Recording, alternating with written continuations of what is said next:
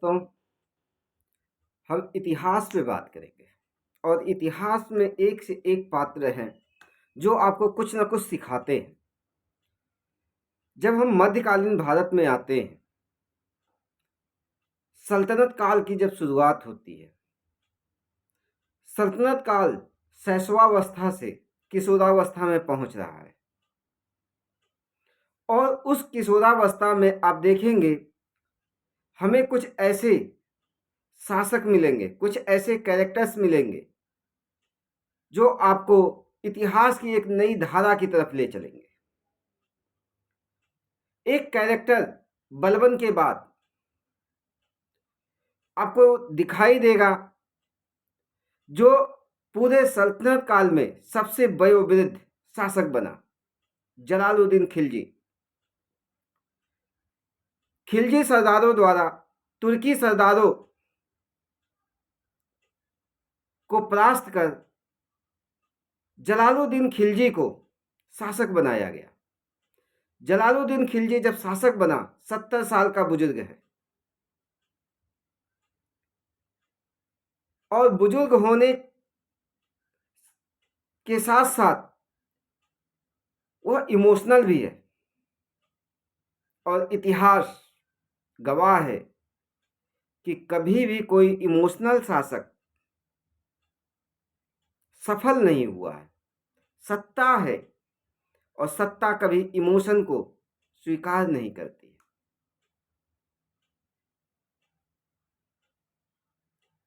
जलालुद्दीन खिलजी बलबन का एक सेना नायक।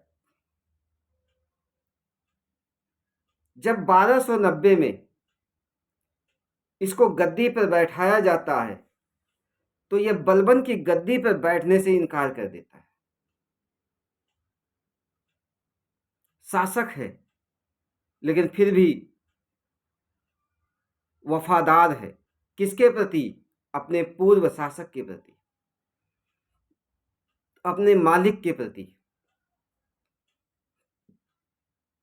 एक ऐसा शासक जिसके सामने एक तरफ खिलजी सरदार हैं, एक तरफ तुर्क सरदार, बलबन के रिश्तेदार हैं। तो खिलजी सरदार जो इसको गद्दी पर बैठाते हैं, ये उनको तवज्जो नहीं देता है, बल्कि तुर्क सरदारों को, बलबन के रिश्तेदारों को बड़े बड़े पोस्ट पे, बड़े बड़े पदों पर रखता है। उसी में से बलबन का एक रिश्तेदार है मलिक छज्जू। मलिक छज्जू जिसको कड़ा मानिकपुर का सूबेदार बनाता है। इसी तरह से कई पद उसके रिश्तेदारों को देता है और 1290 में जब वो शासक बनता है तो उसके बाद मलिक छज्जू पहला ऐसा शासक है, सूबेदार है, जो जलालुद्दीन खिलजी के प्रति विद्रोह कर देता है। खैर, उस विद्रोह को दबा दिया जाता है और कड़ा मानिकपुर की जिम्मेदारी अपने भतीजे अली गुरसब, जिससे इसने अपनी बेटी का विवाह भी किया था, उसको सौंप देता है। इसी के समय में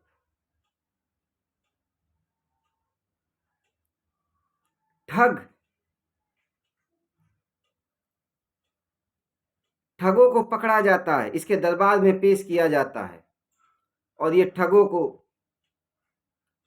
कुछ नहीं करता है, लंबा चौड़ा भाषण देकर इसको जो है अपने राज्य की सीमा से बाहर भिजवा देता है।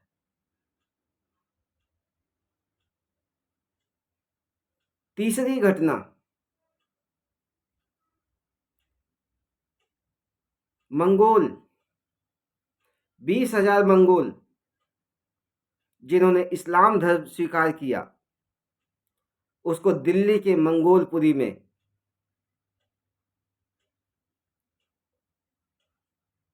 9 मुसलमानों के नाम से वहां बसाया।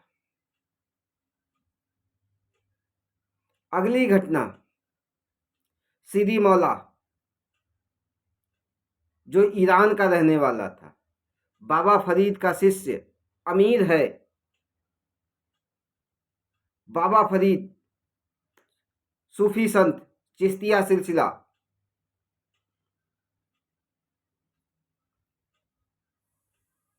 तो सीधी मौला जब भारत आता है, बाबा फरीद की शिष्यता ग्रहण करता है, बाबा फरीद के साथ रहने लगता है, लेकिन पैसे के दम पर वह राजनीति में दखल करता है, अपने अनुयायियों की संख्या बढ़ाता है, जिसको जलालुद्दीन मना करता है, लेकिन वह इस चीज को मानता नहीं है, इग्नोर करता है और अपनी संख्या बढ़ाता जाता है, जिससे क्रोधित होकर जलालुद्दीन खिलजी उसको पकड़वा देता है और हाथी के पैरों तले कुचलवा देता है और उसकी मृत्यु हुई। यह जलालुद्दीन खिलजी के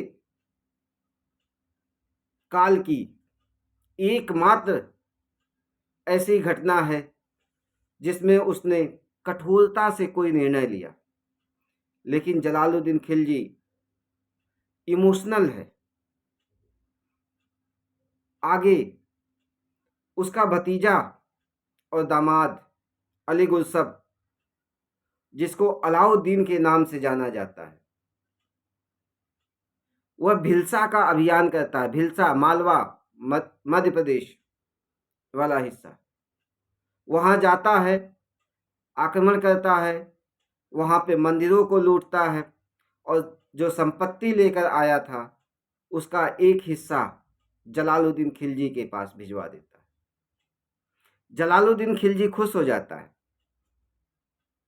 लेकिन भिलसा अभियान के दौरान ही अलाउद्दीन खिलजी को देवगिरी की संपन्नता के विषय में पता चलता है कि देवगिरी में इतना धन दौलत है। वहां का राजा है रामचंद्र देव, उसका लड़का है सिंघल देव। अलाउद्दीन खिलजी 1296 ईस्वी में देवगिरी का अभियान करता है और इस देवगिरी के अभियान के समय रामचंद्र का पुत्र सिंघल देव होयसलों के साथ युद्ध में व्यस्त था। तो रामचंद्र देव संधि करने के लिए ही आगे बढ़ता है, तब तक उसका लड़का आ जाता है सिंघल देव। लेकिन अलाउद्दीन खिलजी उसको परास्त करता है और संधि के लिए मजबूर करता है और वहां से अतुलनीय अकूत संपत्ति लेकर आता है। और उस समय जलालुद्दीन खिलजी ग्वालियर में है। जब उसको इस बात की खबर मिलती है तो उसको बड़ा कष्ट होता है। जलालुद्दीन खिलजी इधर अलाउद्दीन खिलजी वापस कड़ा और मानिकपुर आ जाता है और पत्र लिखकर जलालुद्दीन खिलजी से माफी मांगता है।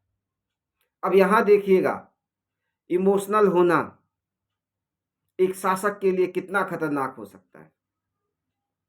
पत्र लिखकर अलाउद्दीन खिलजी जलालुद्दीन खिलजी से माफी मांगता है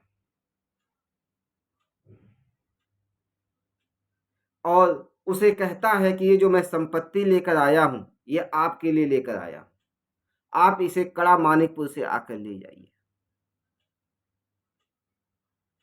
जलालुद्दीन खिलजी उसकी बातों में आ जाता है।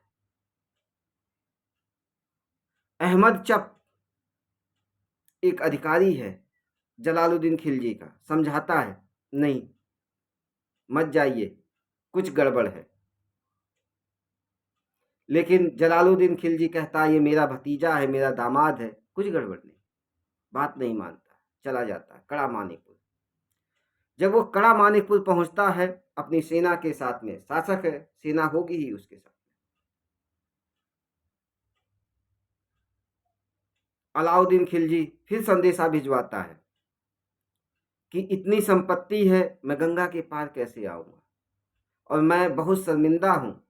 एक काम करिए, आप जो है सेना यहीं छोड़ दीजिए और मुझसे मिलने चले आइए। जलालुद्दीन खिलजी उसकी बातों में आ जाता है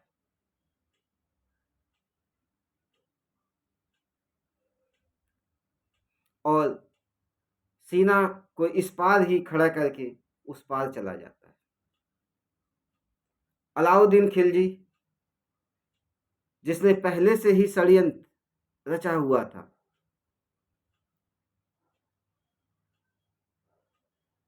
धोखे से उसकी हत्या करवा देता है। जब जलालुद्दीन खिलजी उसके पास पहुंचता है, वो पैर छूने के लिए, माफ़ी मांगने के लिए आगे बढ़ता है और जलालुद्दीन खिलजी उसको उठाता है, तभी पीछे से उसके जो सेनानायक जिसको उसने तैनात किया हुआ था अलाउद्दीन खिलजी ने, उसकी गर्दन काट दी। अब अलाउद्दीन खिलजी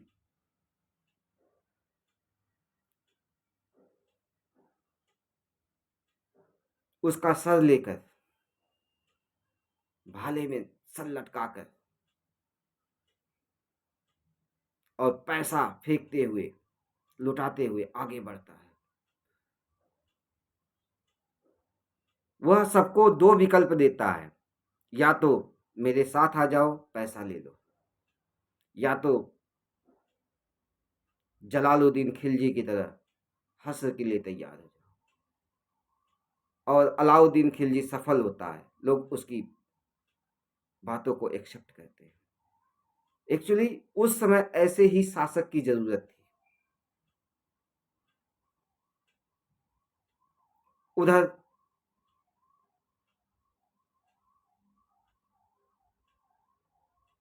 दिल्ली में जब इस बात की खबर पहुंचती है, तो जलालुद्दीन की विधवा अपने बेटे को गद्दी पर बैठा देती है। लेकिन अलाउद्दीन खिलजी दिल्ली की तरफ कूच करता है और जलालुद्दीन की विधवा अपने बेटे को लेकर मुल्तान चली जाती है।